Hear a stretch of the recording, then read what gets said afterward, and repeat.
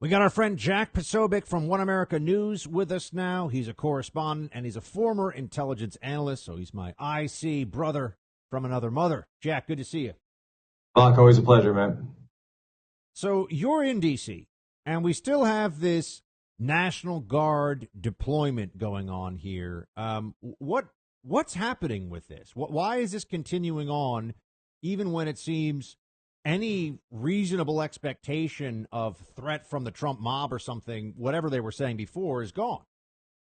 Right. So, and to give people a sense of what this is like, I'm right here on Constitution Avenue in Washington, D.C. That's where our studios are. That's public, and you can look that up.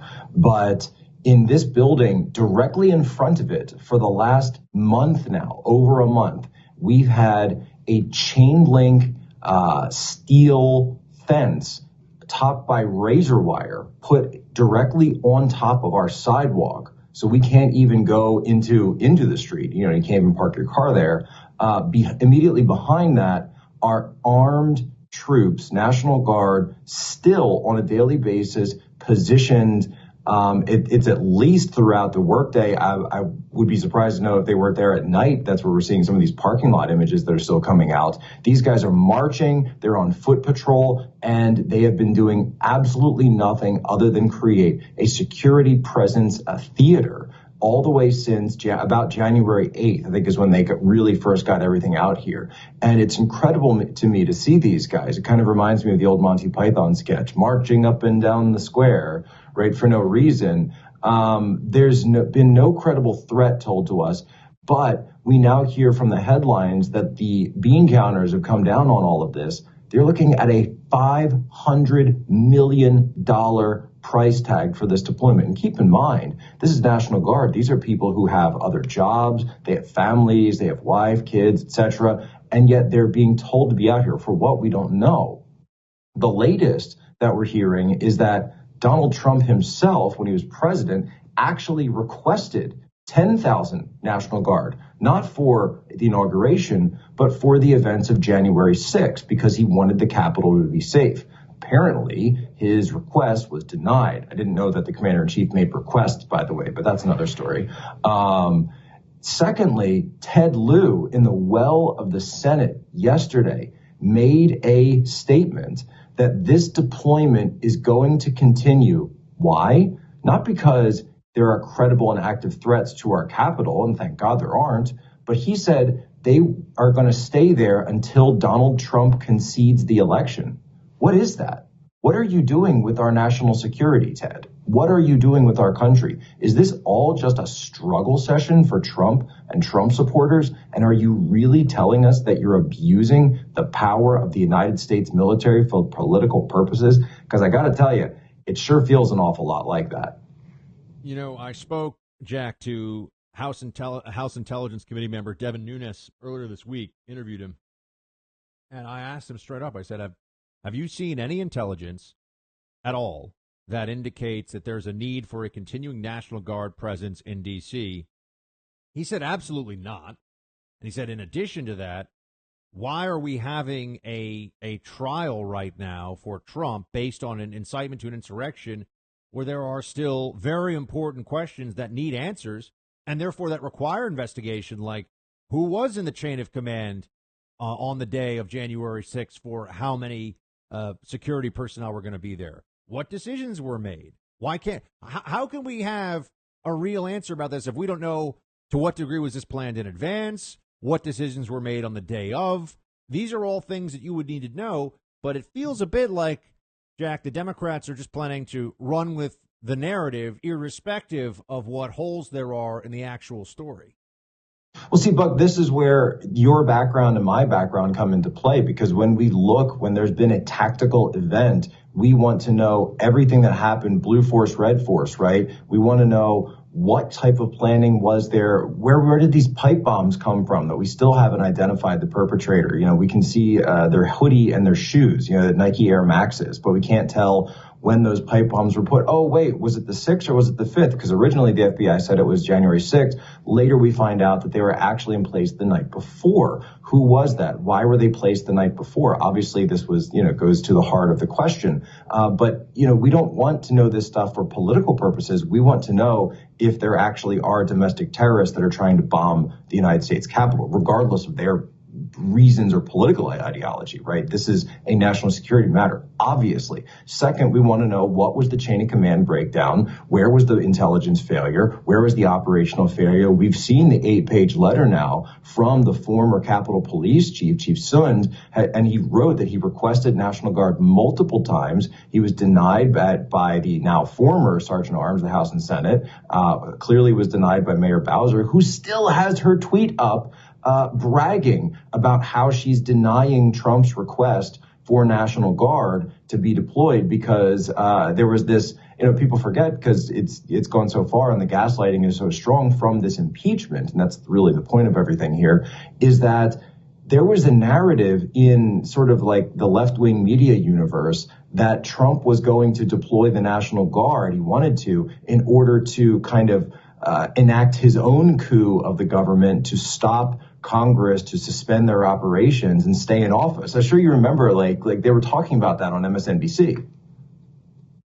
Yes, it was. The MSNBC has had all kinds of theories out there. I mean, the one thing that's astonishing to me is to this day we have CNN and MSNBC pretending that there was a credible threat of overthrow of the government from the so-called insurrection. How was that going to happen? The people that were the so-called insurrectionists weren't even armed, Jack. So the guy with the body paint and the plastic Viking horns and the face paint was actually going to try to throw over the U.S. government.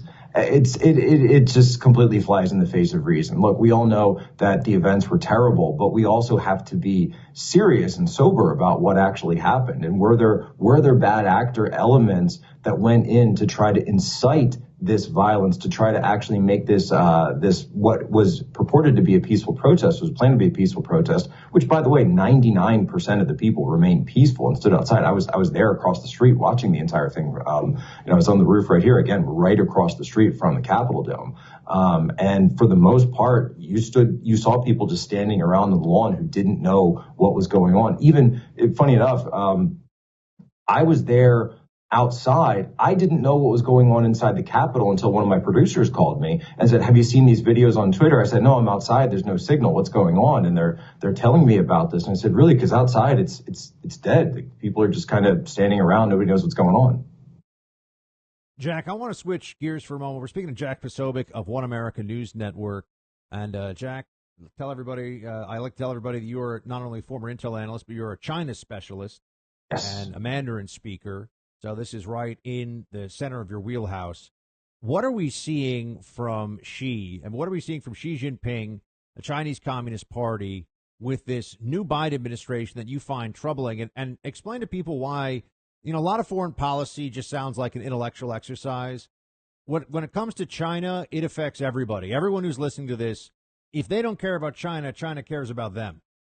Well, I would point it to everybody else that, if you're in one of these states that's still locked down, if you're going into a restaurant or a movie theater, or you can't go into a restaurant or a movie theater unless you're wearing a mask, if your kids are stuck at home because there's no school, that's because of China. And that's because of the leadership of the Chinese Communist Party, Xi Jinping, and their mafia regime that they have controlling their country that's been there for almost 100 years now. This is the regime that's responsible for, now look, we don't know yet if this thing came from the Wuhan lab or this thing came from the wet market there and the pangolins and the bats. But what we do know is that when the WHO spends a couple of days going into that lab a year after the fact, after they had a year to clean up everything that they were doing there, and Shizhong Li, the Batwoman of China, and the gain of function experiments that she was working on, and then they come out and say, we're not going to look at the lab anymore within just a couple of days of this,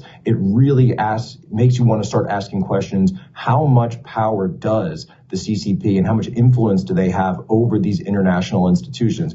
That's the same thing we're seeing now with the Biden administration, where you saw that in that interview with 60 Minutes, he was deferential to Xi Jinping. He said, I don't want to insult him. I think he's undemocratic, but I don't mean it as an insult. What kind of a statement is that for an American president to make? We heard Tony Blinken during his confirmation, the new Secretary of State, say we wanted to exercise strategic patience. Strategic patience, really, while they're encroaching on the Taiwan Strait, while they're pushing through the South China Sea and through international waters and building militarized islands. But we want to be patient with them. This is all a turn back to the Obama, Bush, Clinton era of allowing China to get away with whatever they want, to turn over this massive, the keys to this massive economic engine that is U.S. capital, to have that continue to flow into Chinese coffers in Shanghai, in Beijing, and of course in Wuhan. And then also to put up this sort of,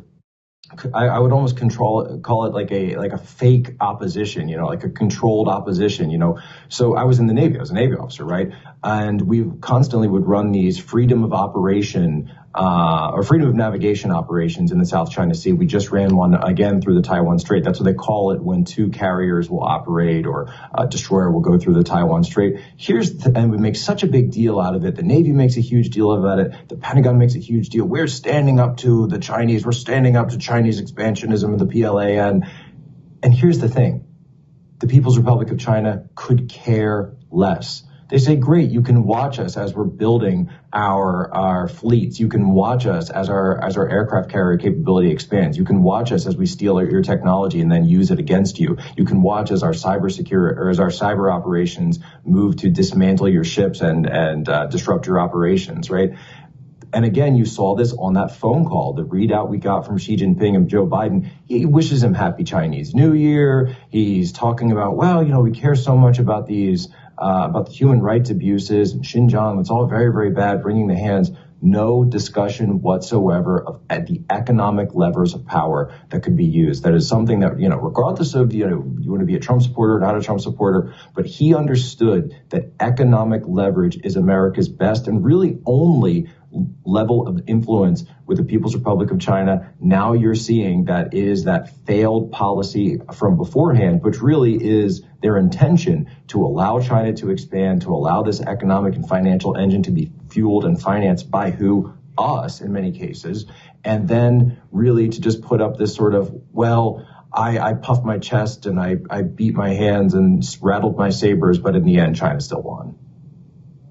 What do you think China is going to do? We've only got about a minute or two here, Jack, but what do you think China is going to do in order to win against this Biden administration? Well, what we need to be very careful about in the next 1 to 2 years coming up to 2022 is looking at Xi Jinping and his interest in Taiwan. If he feels that his position is threatened, 2022 is the year he was supposed to step down as president. He then declared himself the chairman for life, general secretary of the party. If he feels threatened, if he feels his position is threatened, I guarantee you he will institute a naval blockade of Taiwan, and he will try to force Taiwan and the West into a Hong Kong-style turnover agreement to solidify his position within the Politburo Standing Committee as that secretary chairman of the Chinese Communist Party.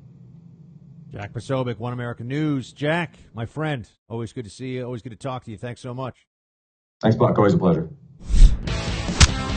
Hey, Team Buck, thank you so much for watching The First on YouTube. If you like this video, please click that little thumbs up button so then it will log as liked. And also, if you want to see more great content from The First, please click subscribe.